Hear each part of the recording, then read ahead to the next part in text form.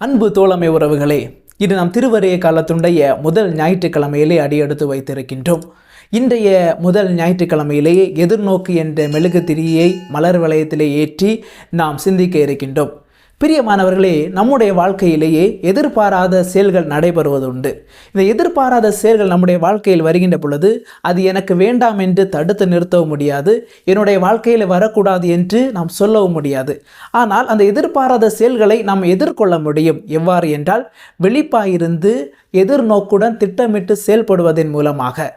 இன்றைய சமுதாயத்திலேயே விழிப்பாக இருக்க வேண்டும் என்று கூறுகின்ற பொழுது நிறைய பேர் நினைக்கிறது என்னவென்றால், தூங்காமல் இருப்பது தான் விழிப்பாக இருத்தல் என்று.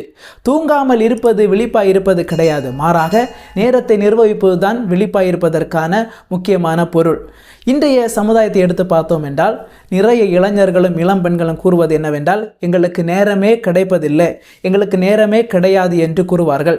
ஏதாவது செயல்களை ஈடுபட சொன்னால், அல்லது ஏதாவது நல்ல செயல்களை ஈடுபட சொன்னால், அல்லது ஆன்மீக காரியங்கள் ஈடுபட சொன்னால் அவர்கள் கூறுவது, எங்களுடைய வேலையை பார்ப்பதற்கு எங்களுக்கு நேரம் கிடைக்கிறதில்லை, இதையெல்லாம் செய்ய வேண்டுமா என்று அவர்கள் கூறுவார்கள். இவ்வாறு கூறுகிறவர்களை சோம்பேறிகள் என்றுதான் கூறுவார்கள்.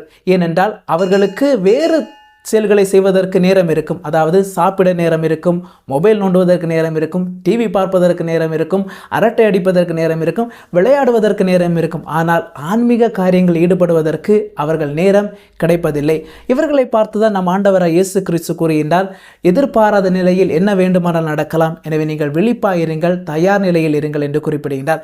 நாம் எவ்வாறு தயார் நிலையில் இருக்க வேண்டும் என்றால், நம்முடைய வாழ்க்கைக்கான செயல்களை 2 வகைகளாக பிரிக்க வேண்டும். ஒன்று முக்கியமான செயல்கள், இன்னொன்று அவசரமான செயல்கள். முக்கியமான செயல்கள் என்றால் அது முக்கியமானதான், ஆனால் அவசரம் இல்லை. ஆனால் ஒவ்வொரு நாளும் கொஞ்ச நேரம் அதற்கு செலவிட்டு செயல்படுவதன் மூலமாக அது வருகின்ற காலத்திலேயே கவலை இல்லாமல் செய்யலாம். அவசரமான செயல்கள் என்றால் உடனுக்குடன் செய்து முடிக்க வேண்டிய செயல்கள், அதாவது நாளை செய்து முடிக்க வேண்டிய செயல்களை நாம் திட்டமிட்டு செயல்படுவதன் மூலமாக கவலை இல்லாமல் செய்து முடிக்கலாம்.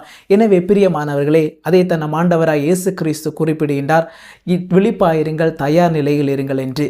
இன்று நாம் எத்தனை பேர் தயார் நிலையில் இருக்கிறோம்? எத்தனை பேர் விழிப்பாக இருக்கின்றோம்? எத்தனை பேர் நேரத்தை நிர்வகித்து திட்டமிட்டு செயல்படுகிறோம் என்று நாம் சிந்தித்து பார்க்க வேண்டும். எனவே பிரியமானவர்களே, நம் ஆண்டவராய் இயேசு கிறிஸ்து நம்முடைய உள்ளங்களிலும் இல்லங்களிலும் பிறக்க இருக்கின்றார்.